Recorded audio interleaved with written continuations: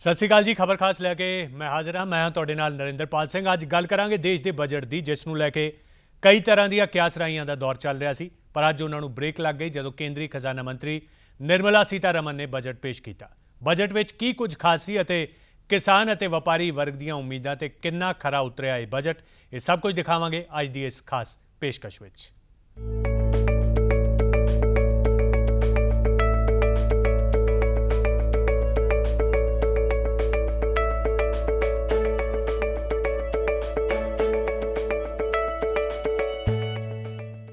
वित्ती वरे 2019-20 के लिए बजट का ऐलान कर दिता गया। लोक सभा चोणां विच देश की जनता ने मोदी सरकार ते जिन्ना प्यार वोटां के रूप में वराया सी, की उसका असर इस बजट में वेखण नूं मिलिया या नहीं।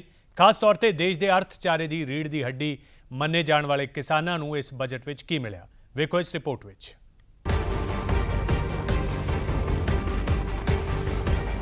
मोदी सरकार के दूजे कार्यकाल का पहला बजट कई मायनिਆਂ विच खास सी।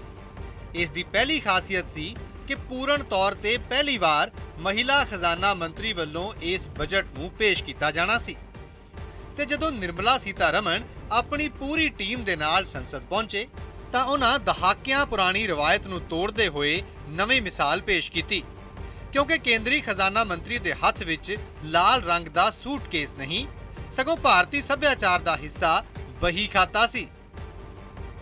इस तो बाद संसद के अंदर निर्मला सीतारमन ने अपना पहला बजट भाषण शुरू किया ते अपने शायराना अंदाज दे नाल पूरे सदन नूं इह जाहिर कर दिता कि देश नूं अगे ले जाण दे सरकार दे इरादे बेहद मजबूत ने। यकीन हो तो कोई रास्ता निकलता है, यकीन हो तो कोई रास्ता निकलता है, हवा की ओट भी लेकर चराग जलता है। भारत के अर्थचारे नूं 5 खरब डॉलर तक ले जाण दी सरकार की कोशिश है।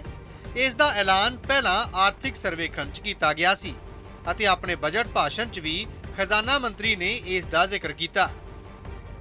Our economy was at approximately 1.85 trillion US dollars when we formed the government in 2014. Within 5 years, it has reached 2.7 trillion US dollars. Hence, it is well within our capacity to reach the 5 trillion US dollars in the next few years. पिंडां, गरीबां ते किसानां नूं केंद्र च रख के मोदी सरकार अपनी हरेक नीति बनावेगी, ये दावा किया निर्मला सीतारमन ने। इस दे तहत पिंडां ते किसानां दे लई कई ऐलान किए गए, जिवें कि किसानां लई 10,000 नवें फार्मर प्रोड्यूसर ऑर्गेनाइजेशन बनाए जाणगे, खेतीबाड़ी नाल संबंधित कंमां च निवेश नूं वधावा दिता जावेगा, अन्नदाता नूं ऊर्जा दाता बनाउण दे लई योजनावां चलाउण दा ऐलान किया गया, पिंडां नूं बाजार नाल जोड़न वालियां सड़कां नूं अपग्रेड किया जावेगा। इस दे लई PM ग्राम सड़क योजना दा तीजा फेज शुरू होवेगा। साल 2022 तक हर पिंड विच बिजली पहुंचाउण दा टीचा मिथया गया है। अन्नदाता क्यों ऊर्जा दाता बना नहीं सकते? अन्नदाता ऊर्जा दाता बनाने के लिए बहुत सारे हमारे प्रोग्राम्स हैं। Daring through cooperatives shall also be encouraged by creating infrastructure for cattle feed manufacturing, milk procurement, processing and marketing. Speaker sir, I place my appreciation for our farmers who have made India self-sufficient in pulses.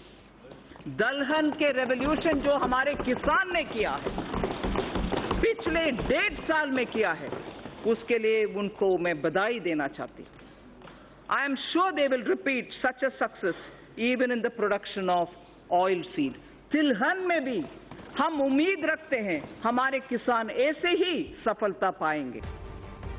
वड्डा बहुमत लैके सत्ता च वापसी करने वाली मोदी सरकार तो किसान स्वामीनाथन रिपोर्ट नूं पूरी तरह लागू करन अते पूर्ण कर्जा माफी वर्गियां मंगां मन्नण दी उम्मीद लाए बैठे सी, पर इस बजट भाषण विच इन्हां दा जिक्र ਕਿਤੇ ਵੀ ਵੇਖਣ ਸੁਣਨ ਨੂੰ ਨਹੀਂ ਮਿਲਿਆ। Bureau report, PTC news. ਦੇਸ਼ ਦਾ ਕਿਸਾਨ ਵੱਡੀਆਂ ਉਮੀਦਾਂ ਤੇ ਆਸਾਂ ਲਾ ਕੇ ਬੈਠਾ ਸੀ ਅਤੇ ਬਜਟ ਪੇਸ਼ ਹੋਣ ਤੋਂ ਬਾਅਦ ਪੰਜਾਬ ਦੇ ਕਿਸਾਨਾਂ ਦੀ ਕੀ ਪ੍ਰਤੀਕਿਰਿਆ, ਇਸ ਨੂੰ ਲੈ ਕੇ ਉਹਨਾਂ ਨਾਲ ਗੱਲਬਾਤ ਕੀਤੀ ਮੇਰੇ ਸਹਿਯੋਗੀ ਮਨਿੰਦਰ ਮੋਂਗਾ ਨੇ ਅੰਮ੍ਰਿਤਸਰ ਤੋਂ। ਲਗਾਤਾਰ ਦੂਜੀ ਵਾਰ ਹੋਂਦ ਵਿੱਚ ਆਈ ਮੋਦੀ ਸਰਕਾਰ ਵੱਲੋਂ ਅੱਜ ਆਪਣਾ ਪਲੇਠਾ ਬਜਟ ਯਾਨੀ ਕਿ ਪਹਿਲਾ ਬਜਟ ਪੇਸ਼ ਕੀਤਾ ਗਿਆ ਹੈ। ਉਮੀਦਾਂ ਤੇ ਇਸ ਬਜਟ ਬਾਰੇ ਕੀ ਕਹਿਣਾ ਕਿਸਾਨਾਂ ਦਾ, ਇਸ ਬਾਰੇ ਸਾਡੇ ਨਾਲ ਗੱਲ ਕਰਨ ਲਈ ਮੌਜੂਦ ਨੇ ਪੰਜਾਬ ਕਿਸਾਨ ਸੰਘਰਸ਼ ਕਮੇਟੀ ਦੇ ਸੂਬਾਈ ਜਨਰਲ ਸਕੱਤਰ ਸਰਵਨ ਸਿੰਘ ਪੰਧੇਰ ਅਤੇ ਉਹਨਾਂ ਦੇ ਸਾਥੀ। ਪੰਧੇਰ ਸਾਹਿਬ, ਕੇਂਦਰੀ ਵਿੱਤ ਮੰਤਰੀ ਨਿਰਮਲਾ ਸੀਤਾਰਮਨ ਵੱਲੋਂ ਪਹਿਲਾ ਬਜਟ ਪੇਸ਼ ਕੀਤਾ ਗਿਆ ਦੂਜੀ ਸਰਕਾਰ ਦਾ, ਕੀ ਕਹਿਣਾ ਚਾਹੋਗੇ ਇਸ ਬਜਟ ਬਾਰੇ, ਕਿਸ ਤਰ੍ਹਾਂ ਦੇਖਦੇ ਹੋ ਇਸ ਬਜਟ ਨੂੰ? ਵੇਖੋ ਜੀ, ਅੱਜ ਜਿਹੜਾ ਬਜਟ ਪੇਸ਼ ਹੋਇਆ ਉਹਦੇ ਬਾਰੇ ਬਹੁਤ ਸਾਰੀਆਂ ਆਸਾਂ ਉਮੀਦਾਂ ਸੀਗੇ ਦੇਸ਼ ਦੇ ਕਿਸਾਨਾਂ ਨੂੰ, ਕਿਉਂਕਿ ਇਸ ਵੇਲੇ ਕਰਜ਼ੇ ਕਾਰਨ ਪੂਰੇ ਦੇਸ਼ ਦੇ ਵਿੱਚ ਕਿਸਾਨ ਖੁਦਕੁਸ਼ੀਆਂ ਕਰ ਰਹੇ। ਇਕੱਲਾ ਕਿਸਾਨਾਂ ਦੀ ਫਸਲ ਨਹੀਂ ਗੀ, ਇੰਡਸਟਰੀ ਵੀ ਕੀ ਪੰਜਾਬ ਨੂੰ ਬੜਾ ਬੈਨੀਫਿਟ ਦਿੰਦੀ ਹੈ। ਗੰਨੇ ਦੇ ਰੇਟ ਦੇ ਵਾਧੇ ਬਾਰੇ ਤੇ ਗੰਨੇ ਦਾ ਕਰੋੜਾਂ ਰੁਪਈਆ ਦਾ ਬਕਾਇਆ ਖੜਾ, ਉਹਦੇ ਬਾਰੇ ਕੇਂਦਰ ਸਰਕਾਰ ਨੂੰ ਊਰਜਾਦਾਤਾ ਬਣਾਉਣ ਦੀ ਗੱਲ ਕੀਤੀ ਗਈ ਹੈ, ਜਿਨਸਾਂ ਦੇ ਵਾਜਬ ਭਾਅ ਦੇਣ ਦੀ ਗੱਲ ਕੀਤੀ ਗਈ ਹੈ, ਦੁੱਧ ਦਾ ਉਤਪਾਦਨ ਵਧਾਉਣ ਦੀ ਗੱਲ ਕੀਤੀ ਗਈ ਹੈ, ਦਾਲਾਂ ਦੇ ਮਾਮਲੇ 'ਚ ਆਤਮ ਨਿਰਭਰ ਬਣਾਉਣ ਦੀ ਗੱਲ ਕੀਤੀ ਗਈ ਹੈ। ਕੀ ਇਹਨਾਂ ਫੈਸਲਿਆਂ ਦੇ ਨਾਲ, ਇਹਨਾਂ ਐਲਾਨਿਆਂ ਦੇ ਨਾਲ ਤੁਸੀਂ ਸਹਿਮਤ ਨਹੀਂ ਹੋ? ਵੇਖੋ, ਐਲਾਨ ਤਾਂ ਪਹਿਲੋਂ ਵੀ ਬਹੁਤ ਹੋਏ, ਸ਼ਬਦਾਂ ਦਾ ਖੇਡ ਹੈ। ਐਲਾਨ ਤਾਂ ਪਹਿਲੋਂ ਹੁਣ ਵੀ ਕੋਈ ਨਾ ਦੇ ਲੈਣ, ਠੀਕ ਹੈ ਜੀ, ਨਾਵਾਂ ਨਾਲ ਕੁਛ ਨਹੀਂ ਹੁੰਦਾ। ਹਕੀਕਤ ਦੇ ਵਿੱਚ ਜ਼ਮੀਨੀ ਪੱਧਰ ਤੇ ਕੁਝ ਕਰਨਾ ਪਊਗਾ। ਦੁੱਧ ਉਤਪਾਦਨ ਵਧਾਉਣ ਦਾ ਸਵਾਲ ਹੈ, ਸਵਾਲ ਇਸ ਗੱਲ ਤਾਂ ਨਹੀਂ ਹੈ, ਦੁੱਧ ਦੇ ਰੇਟਾਂ ਦਾ ਸਵਾਲ ਹੈ ਵੀ ਲਾਹੇਮੰਦ ਦਾ ਰੇਟ ਦਿੱਤਾ ਜਾਵੇ। ਇਹਦੋਗਾ ਜਿਹੜਾ ਖਪਤਕਾਰ ਜਿਹੜਾ ਖਪਤ ਕਰਦਾ ਵਾ ਉਹਨੂੰ ਸਹੀ ਦੁੱਧ ਮਿਲੇ। ਉਹਦੇ ਤੇ ਅੱਜ ਵੀ ਨਕਲੀ ਦੁੱਧ ਦੀ ਭਰਮਾਰ ਆ, ਪੰਜਾਬ 'ਚ ਤਾਂ ਭਰਮਾਰ ਆ, ਦੇਸ਼ ਵਿੱਚ ਵੀ ਭਰਮਾਰ ਆ। ਸੋ ਕਿਉਂਕਿ ਜਿਹੜਾ ਪੈਦਾਵਾਰ ਕਰਨ ਵਾਲਾ ਉਹਨੂੰ ਸਹੀ ਰੇਟ ਨਹੀਂ ਮਿਲਦਾ, ਜਿੰਨੇ ਦੁੱਧ ਲੈ ਕੇ ਮੁੱਲ ਪੀਣਾ ਵਾ ਉਹਨੂੰ ਸਹੀ ਦੁੱਧ ਨਹੀਂ ਮਿਲਦਾ। ਸਾਡਾ ਵੀ ਇਹਦੇ ਤੇ ਜਿਵੇਂ ਮਾਰਕਫੈਡ ਆ ਸਾਡਾ ਪੰਜਾਬ ਦਾ, ਜਿਵੇਂ ਮੁੱਲ ਆ ਤੇ ਇੱਥੇ ਕੋਈ ਸਬਸਿਡੀ ਨਹੀਂ ਆ ਰਹੀ। ਸੋ ਜਿੰਨਾ ਚਿਰ ਜਿਹੜੀ ਇਹ ਇੰਡਸਟਰੀ ਇਹਨੂੰ ਮਜ਼ਬੂਤ ਕਰਕੇ ਸਰਕਾਰ ਸਬਸਿਡਾਈਜ਼ ਨਹੀਂ ਕਰਦੀ, ਉਹਨਾਂ ਚਿਰ ਦੁੱਧ ਉਤਪਾਦਨ ਦੇ ਵਿੱਚ ਵਾਧਾ ਸੰਭਵ ਨਹੀਂ ਹੈਗਾ। ਅੱਜ ਦੇ ਬਜਟ ਵਿੱਚ ਤੁਸੀਂ ਵੇਖੋ, ਕਰਜ਼ੇ ਤੇ ਸਰਕਾਰ ਕੁਝ ਬੋਲੀ ਨਹੀਂ। ਤਕਰੀਬਨ 13 ਲੱਖ ਹਜ਼ਾਰ ਕਰੋੜ ਦਾ ਪੂਰੇ ਦੇਸ਼ ਦਾ ਕਰਜ਼ਾ ਵਾ ਕਿਸਾਨਾਂ ਦਾ, ਉਹਦਾ ਤਾਂ ਕੋਈ ਬਿਆਨ ਨਹੀਂ ਹੈਗਾ। ਸੋ ਡਾਕਟਰ ਸਵਾਮੀਨਾਥਨ ਕਮਿਸ਼ਨ ਦੀ ਰਿਪੋਰਟ ਲਾਗੂ ਕਰਨ ਦਾ ਸਵਾਲ ਆ, ਉਹਦੇ ਤੇ ਸਰਕਾਰ ਦਾ ਕੋਈ ਧਿਆਨ ਨਹੀਂ ਹੈਗਾ ਵੀ ਇਹਨੂੰ ਲਾਗੂ ਕਿਵੇਂ ਕਰਨਾ। ਜਿਵੇਂ GST ਅਸੀਂ ਖੇਤੀ ਨੂੰ ਆਖਿਆ ਵੀ ਖੇਤੀ ਦੇ ਉੱਤੇ ਜਿਹੜੀ ਮਸ਼ੀਨਰੀ ਉਹ 'ਤੇ GST ਖਤਮ ਕਰ ਦਿਓ, ਉਹਦੇ ਤੇ ਵੀ ਕੁਝ ਨਹੀਂ ਹੈਗਾ। ਖਾਦਾਂ ਤੇ ਦਵਾਈਆਂ ਤੇ ਜਿਹੜੀ ਉਹ ਸਲੈਬ ਵੀ ਹੇਠਾਂ ਨਹੀਂ ਕੀਤੀ ਗਈ। ਸੋ ਲਗਾਤਾਰ ਜਿਹੜਾ ਵਾ ਖਾਦਾਂ ਤੇ ਦਵਾਈਆਂ ਤੇ ਜਿਹੜੀ ਸਾਡੀ ਸਬਸਿਡੀ ਉਹ ਖਤਮ ਕੀਤੀ ਜਾ ਰਹੀ ਹੈ। ਕਾਫੀ ਦਿਨਾਂ ਤੋਂ ਕਿਸਾਨ ਜਿਹੜਾ ਵਾ ਦੇਸ਼ ਦਾ ਆਸਾਂ ਉਮੀਦਾਂ ਲਾਈ ਬੈਠਾ ਸੀਗਾ ਵੀ ਸ਼ਾਇਦ ਜਿਹੜਾ ਵਾ ਇਸ ਬਜਟ ਦੇ ਨਾਲ ਕਿਸਾਨ ਦਾ ਕੋਈ ਭਲਾ ਹੋ ਜੇ, ਖੇਤੀ ਵਾਸਤੇ ਕੋਈ ਵੱਖਰਾ ਬਜਟ ਜਿਹੜਾ ਵਾ ਸ਼ਾਇਦ ਪੇਸ਼ ਕੀਤਾ ਜਾਵੇ, ਕਿਸਾਨਾਂ ਦਾ ਕਰਜ਼ਾ ਖਤਮ ਕੀਤਾ ਜਾਊਗਾ, ਕੋਈ ਪਾਣੀ ਵਾਸਤੇ ਜਿਹੜਾ ਵਾ ਕੋਈ ਸੁਧਾਰ ਕੀਤਾ ਜਾਊਗਾ। ਪਰ ਸਰਕਾਰ ਨੇ ਨਾ ਤਾਂ ਕਿਸਾਨਾਂ ਦੇ ਕਰਜ਼ੇ ਵਾਸਤੇ ਕੋਈ ਕਦਮ ਚੁੱਕਿਆ, ਨਾ ਹੋਰ ਕੋਈ ਕਿਸਾਨ ਖੇਤੀ ਵਾਸਤੇ ਕੋਈ ਚੁੱਕਿਆ, ਕੋਈ ਵੱਖਰਾ ਬਜਟ ਨਹੀਂ ਪੇਸ਼ ਕੀਤਾ। ਉਲਟਾ ਸਗੋਂ ਜਿਹੜਾ ਵਾ ਇਹ 'ਤੇ ਹੋਰ ਸੈਸ ਲਾ ਕੇ ਡੀਜ਼ਲ ਮਹਿੰਗਾ ਕਰਤਾ, ਜਿਹਦੇ ਨਾਲ ਹੋਰ ਸਾਡਾ ਖੇਤੀ ਦੇ ਉੱਤੇ ਭਾਰ ਪੈਣਾ ਸ਼ੁਰੂ ਹੋ ਗਿਆ। ਔਰ ਨਹਿਰੀ ਪਾਣੀ ਦਾ ਜਿਹੜਾ ਵਾ ਸਿਸਟਮ ਜਿਹੜਾ ਵਾ ਵਿਗਾੜ ਕੇ ਸਾਡੀਆਂ ਸਰਕਾਰਾਂ ਨੇ ਰੱਖ ਦਿੱਤਾ ਵਾ। ਜੇ ਨਹਿਰੀ ਸਿਸਟਮ ਦੇ ਨਾਲ ਸਾਨੂੰ ਪਾਣੀ ਸਹੀ ਤਰੀਕੇ ਨਾਲ ਮਿਲ ਜੇ, ਸਾਡੀ ਸਿੰਜਾਈ ਇਹਦੇ ਨਾਲ ਹੋਵੇ ਤੇ ਸਾਡੀਆਂ ਫਸਲਾਂ ਨੂੰ ਜਿਹੜਾ ਵਾ ਭਰਪੂਰ ਫਾਇਦਾ ਹੋ ਸਕਦਾ। ਭਾਜੀ, ਖੁਦਕੁਸ਼ੀਆਂ ਕਿਵੇਂ ਰੁਕਣਗੀਆਂ? ਜੋ ਇਸ ਵੇਲੇ ਲੱਗ ਰਿਹਾ ਜੀ, ਖੁਦਕੁਸ਼ੀਆਂ ਰੁਕਣਗੀਆਂ ਨਹੀਂ, ਖੁਦਕੁਸ਼ੀਆਂ ਵਧਣਗੀਆਂ, ਕਿਉਂਕਿ ਲੰਮੇ ਸਮੇਂ ਤੋਂ ਫਸਲਾਂ ਦੇ ਭਾਅ ਜਾਮ ਕਰਕੇ ਬੈਠੇ ਨੇ। ਦੇਸ਼ ਦੇ ਪ੍ਰਧਾਨ ਮੰਤਰੀ ਸਾਹਿਬ ਸ਼੍ਰੀ ਨਰਿੰਦਰ ਮੋਦੀ ਜੀ ਜਦੋਂ 2014 ਦੇ ਵਿੱਚ ਆਏ ਸੀ ਤੇ ਉਹਨਾਂ ਨੇ ਆਪਣਾ ਕੁਰਸੀ ਇਸ ਮੁੱਦੇ ਤੇ ਲਈ ਸੀ ਕਿ 15-15 ਲੱਖ ਰੁਪਈਆ ਦਿੱਤਾ ਜਾਊਗਾ ਹਰ ਖਾਤੇ ਦੇ ਵਿੱਚ, ਤੇ ਜਿਹੜਾ ਵਾ ਫਸਲਾਂ ਦੇ ਭਾਅ ਡਾਕਟਰ ਸਵਾਮੀਨਾਥਨ ਦੀ ਰਿਪੋਰਟ ਦੇ ਮੁਤਾਬਕ ਉਹਨਾਂ ਦੇ ਖਰਚਿਆਂ ਦੇ 50% ਮੁਨਾਫਾ ਜੋੜ ਕੇ ਦਿੱਤਾ ਜਾਊਗਾ। ਉਹ ਸਮਾਂ 5 ਸਾਲ ਵੀ ਕੱਢ ਗਏ, ਅਗਲੀ ਫੇਰ ਉਹਨਾਂ ਦੀ ਸਰਕਾਰ ਬਣ ਗਈ, ਪਰ ਉਹਦੇ ਤੇ ਅੱਜ ਦਾ ਜਿਹੜਾ ਬਜਟ ਪੇਸ਼ ਕੀਤਾ ਉਹਦੇ ਤੇ ਕੋਈ ਵੀ ਉਹਦੇ ਤੇ ਵਿਚਾਰ ਨਹੀਂ ਕੀਤਾ ਗਿਆ। ਕਿਸਾਨਾਂ ਦੀਆਂ ਖੁਦਕਸ਼ੀਆਂ ਜੇ ਰੋਕਣੀਆਂ ਸੀ ਤੇ ਉਹਦੇ ਉੱਤੇ ਕੁਛ ਨਾ ਕੁਛ ਦੇਣਾ ਬਣਦਾ ਸੀ। ਬਹੁਤ ਸਾਰੀਆਂ ਸਰਕਾਰਾਂ ਦੇ ਉੱਤੇ ਆਸਾਂ ਦੀਆਂ ਆਸਾਂ ਲਾ ਕੇ ਬੈਠੇ ਸਨ ਕਿ ਕੁਛ ਨਾ ਕੁਛ ਮਿਲੂਗਾ, ਪਰ ਮਿਲਿਆ ਕੁਛ ਨਹੀਂ। ਇਹਦੇ ਤੇ ਵੀ ਜਿਹੜਾ ਵਾ ਖੁਦਕਸ਼ੀਆਂ ਵਾਲੇ ਪਾਸੇ ਜਿਹੜਾ ਵਾ ਜਾਣ ਵਾਸਤੇ ਉਹਨਾਂ ਧੱਕਾ ਲਾਇਆ ਵਾ। ਜਾਣਗੇ ਦੁਨੀਆ ਜਦੋਂ ਉਹਨਾਂ ਨੂੰ ਕੋਈ ਫਸਲ ਦਾ ਮੁੱਲ ਪਾ ਨਹੀਂ, ਮਿਹਨਤਾਂ ਨਾਲ ਨਹੀਂ, ਚਾਹੇ ਕਿਸਾਨ ਆ, ਚਾਹੇ ਮਜ਼ਦੂਰ ਆ, ਚਾਹੇ ਉਹ ਦੁੱਧ ਦਾ ਧੰਦਾ ਕਰਦਾ, ਖੇਤੀ ਦੇ ਵਿੱਚ ਗੰਨਾ ਲਾਉਂਦਾ, ਗੰਨੇ ਦੀ ਇੰਡਸਟਰੀ ਆ, ਸਾਰੇ ਪਾਸੇ ਹੀ। ਦੂਸਰੇ ਬੰਨੇ ਕੋਈ ਪਤਾ ਨਹੀਂ ਆ ਕਿਹੋ ਜਿਹੀਆਂ ਸੋਚਾਂ ਇਸ ਸਰਕਾਰਾਂ ਦੀਆਂ ਕਿ ਨਹਿਰਾਂ ਦਾ ਪਾਣੀ ਸਾਡੇ ਪੰਜਾਬ ਦੇ ਵਿੱਚ ਜਿਹੜਾ ਵਾ ਉਹ ਬਹੁਤ ਆ, ਉਹ ਅੱਗੇ ਦੂਸਰੇ ਸਟੇਟਾਂ ਨੂੰ ਦਿੱਤਾ ਜਾ ਰਿਹਾ, ਪਰ ਪੰਜਾਬ ਨੂੰ ਆ ਜਿਹੜੀ ਪੈਡੀ ਸੀਜ਼ਨ ਦੇ ਵਿੱਚ ਵੀ ਉਹਨਾਂ ਨੂੰ ਨਹਿਰਾਂ ਤੇ ਪਾਣੀ ਨਹੀਂ ਦਿੱਤਾ ਜਾਣ ਡਿਆ।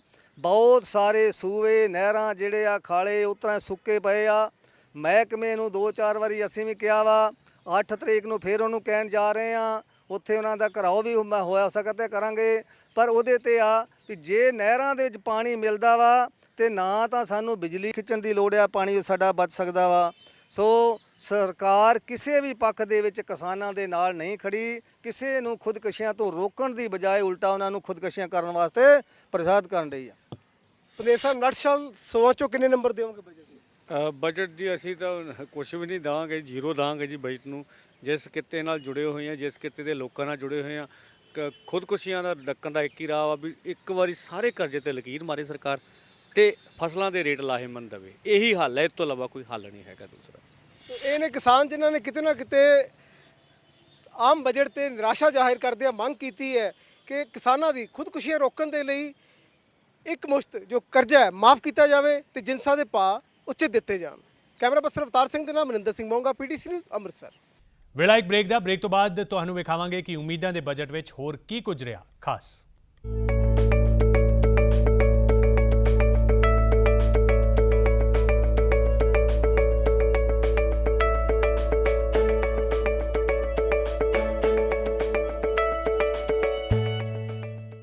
ਬਜਟ ਭਾਵੇਂ ਸੂਬੇ ਦਾ ਹੋਏ ਜਾਂ ਮੁਲਕ ਦਾ, ਜਨਤਾ ਦੀਆਂ ਉਮੀਦਾਂ ਇਸ ਨਾਲ ਜੁੜੀਆਂ ਹੁੰਦੀਆਂ ਨੇ। ਹਰ ਕੋਈ ਆਪਣੇ ਲਈ ਰਾਹਤ ਦੀ ਆਸ ਲਈ ਬੈਠਾ ਹੁੰਦਾ ਹੈ, ਫਿਰ ਭਾਵੇਂ ਉਹ ਨੌਕਰੀ ਪੇਸ਼ਾ ਹੋਵੇ ਜਾਂ ਵਪਾਰੀ ਵਰਗ। ਇਹਨਾਂ ਵਰਗਾਂ ਲਈ ਕੀ ਕੁਝ ਖਾਸ ਐਲਾਨ ਇਸ ਬਜਟ ਵਿੱਚ ਕੀਤੇ ਗਏ, ਆਓ ਤੁਹਾਨੂੰ ਵਿਖਾਉਂਦੇ ਹਾਂ।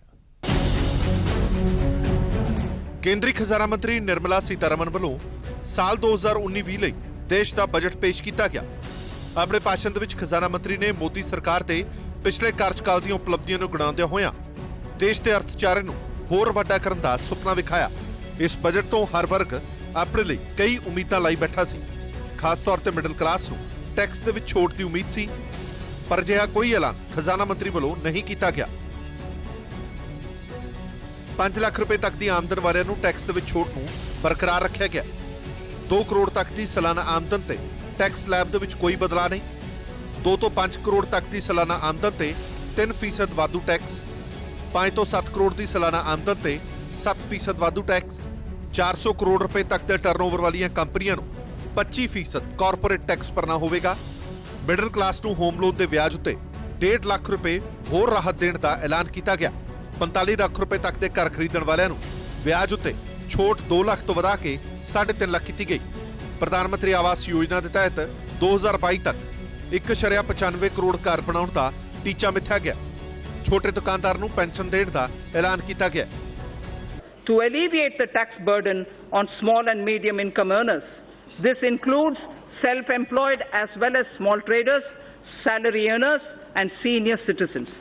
Only when their annual taxable income exceeds 5 lakhs, only when their annual taxable income exceeds 5 lakhs, they are required to pay any income tax. We continue with phased reduction in rates. Currently, a lower rate of 25% is only applicable to companies having annual turnover up to 250 crores. Currently, the lower rate of 25% is only applicable to companies having annual turnover of up to 250 crores.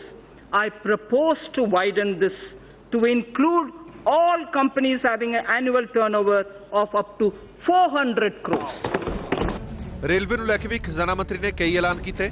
Nirmala Sitharaman ਨੇ ਕਿਹਾ ਕਿ rail ਢਾਂਚੇ ਨੂੰ ਮਜ਼ਬੂਤ ਕਰਨ ਲਈ 50 ਲੱਖ ਕਰੋੜ ਦੀ ਜ਼ਰੂਰਤ ਹੈ। ਇਸ ਦੇ ਲਈ ਪਬਲਿਕ ਪ੍ਰਾਈਵੇਟ ਪਾਰਟਨਰਸ਼ਿਪ ਜ਼ਰੀਏ ਪੈਸਾ ਇਕੱਠਾ ਕੀਤਾ ਜਾਏਗਾ। ਇਸ ਤੋਂ ਇਲਾਵਾ ਰੇਲਵੇ ਤੇ ਮੈਟਰੋ ਦੇ 300 ਕਿਲੋਮੀਟਰ ਦੀ ਯੋਜਨਾਵਾਂ ਨੂੰ ਮਨਜ਼ੂਰੀ ਦਿੱਤੀ ਗਈ ਹੈ।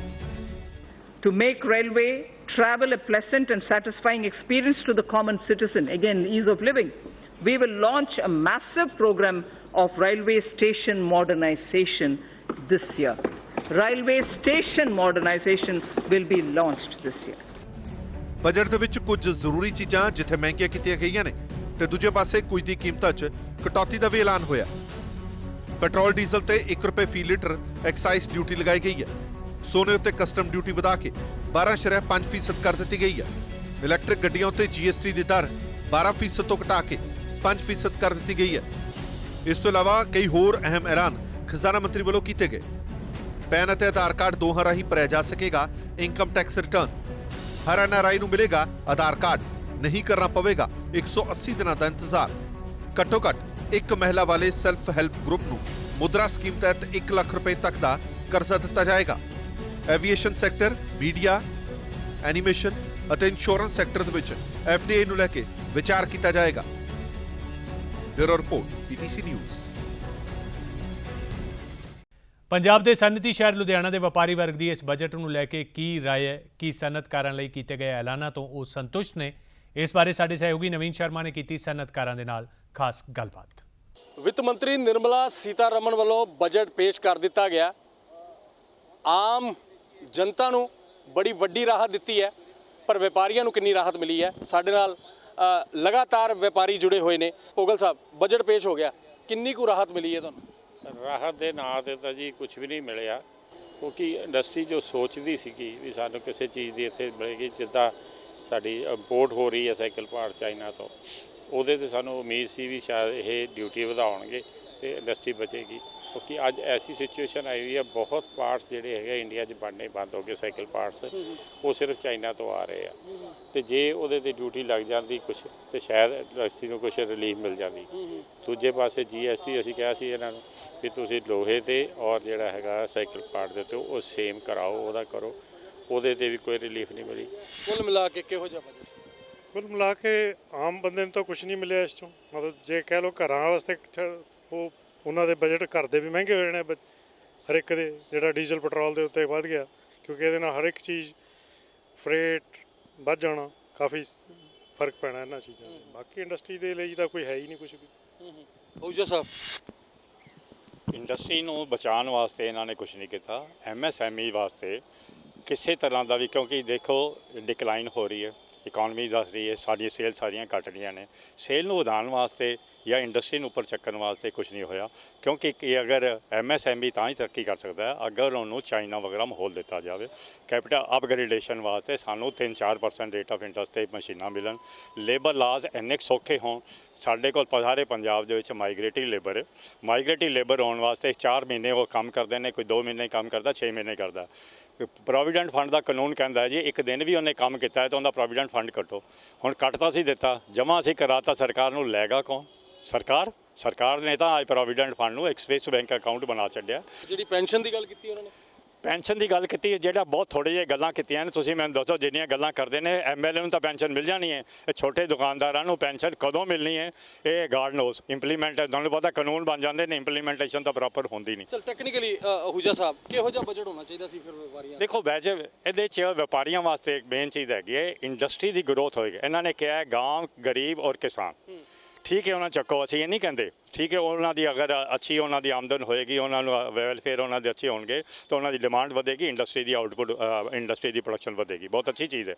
ਲੇਕਿਨ ਉਸ ਤਰ੍ਹਾਂ ਹੈਗਾ ਕਿ ਜਦੋਂ ਜੌਬਸ ਘਟ ਜਾਣਗੇ ਇੰਡਸਟਰੀ ਦੀਆਂ, ਉਹ ਲੋਕ ਕੋਈ ਗਰੀਬ ਆਦਮੀ ਅੱਜ ਕੱਲ੍ਹ ਆ ਕੇ ਜੌਬ ਤਾਂ ਕਰਦਾ ਨਹੀਂ ਚਾਹੁੰਦਾ। ਜੇ ਜੌਬਸ ਇੱਥੇ ਘਟ ਜਾਣਗੀਆਂ, ਇੰਡਸਟਰੀ ਦੀ ਸੇਲ ਘਟੇਗੀ ਤਾਂ ਜੌਬਸ ਘਟਣਗੀਆਂ, ਜੌਬਸ ਘਟਣਗੀਆਂ ਤਾਂ ਕੀ ਹੋਏਗਾ? ਅਲਟੀਮੇਟਲੀ ਗਰੀਬ ਨੇ ਫਿਰ ਗਰੀਬ ਹੋ ਜਾਣਾ। ਅਸੀਂ ਇਹੀ ਚਾਹੁੰਦੇ ਸੀ ਗਵਰਨਮੈਂਟ ਤੋਂ, ਸਾਨੂੰ ਨਵੇਂ ਵਿੱਤ ਮੰਤਰੀ ਤੋਂ ਇਹ ਉਮੀਦ ਸੀਗੀ ਵੀ ਛੋਟੀ ਇੰਡਸਟਰੀ ਨੂੰ ਬਚਾਉਣ ਲਈ, ਜਿਹੜੀ ਕਿ ਇੱਕ ਇੰਡੀਆ ਦੀ ਇਕਨੋਮੀ ਨੂੰ ਬਹੁਤ ਉੱਪਰ ਚੱਕਦੀ ਹੈ, ਛੋਟੀ ਇੰਡਸਟਰੀ ਤੋਂ ਸਾਰਾ ਚੱਲਿਆ ਕੰਮ, ਔਰ ਉਹਨੂੰ ਉੱਪਰ ਚੱਕਣ ਲਈ ਇਹਦੇ ਲਈ ਕੁਝ ਨਾ ਕੁਝ ਪ੍ਰੋਵੀਜ਼ਨ ਰੱਖਣਾ ਚਾਹੀਦਾ ਸੀ। ਜਿਵੇਂ ਕਿ ਪ੍ਰਧਾਨ ਮੰਤਰੀ ਨੇ ਕਿਹਾ ਮੇਕ ਇਨ ਇੰਡੀਆ ਦਾ ਨਾਅਰਾ ਦਿੱਤਾ ਸਾਨੂੰ, ਉਹ ਛੋਟੀ ਇੰਡਸਟਰੀ ਉਹ ਪੂਰਾ ਕਰ ਸਕਦੀ ਹੈ ਮੇਕ ਇਨ ਇੰਡੀਆ ਦਾ, ਔਰ ਉਹਦੇ ਵਿੱਚ ਕੋਈ ਸੰਵਿਧਾਨ ਨਹੀਂ ਰੱਖਿਆ ਗਿਆ ਕੋਈ ਵੀ ਇੰਡਸਟਰੀ ਨੂੰ ਉੱਪਰ ਚੱਕਣ ਲਈ ਜਾਂ ਟੈਕਨੋਲੋਜੀ ਦੇ ਅਪਗ੍ਰੇਡੇਸ਼ਨ ਲਈ ਫ੍ਰੀ ਇੰਟਰਸਟ ਲੋਨ ਦੇਣ ਲਈ ਕੁਝ ਵੀ ਨਹੀਂ ਰੱਖਿਆ ਗਿਆ। ਸਾਈਕਲ ਇੰਡਸਟਰੀ ਹੈ, ਉਹ ਹੈ ਗਰੀਬ ਦੀ ਸਵਾਰੀ, ਉਹਨੂੰ ਮੱਦੇਨਜ਼ਰ ਨਹੀਂ ਰੱਖਿਆ ਗਿਆ। ਸਾਡਾ GST ਹੈ, GST ਅਸੀਂ 12% ਦਿੰਦੇ ਹਾਂ, 18% ਤੇ ਰॉ ਮਟੀਰੀਅਲ ਅਸੀਂ ਖਰੀਦਦੇ ਹਾਂ। ਅਸੀਂ ਇਹਨਾਂ ਨੂੰ ਰਿਕੁਐਸਟ ਕੀਤੀ ਸੀ ਕਿ ਤੁਸੀਂ ਐਟ ਪਾਰ ਕਰ ਦਿਓ ਤਾਂ ਕਿ ਜਿਹੜਾ ਸਾਡਾ ਕੈਪੀਟਲ ਜਿਹੜਾ ਹੈਗਾ ਉਹ ਨਾ ਫਸੇ।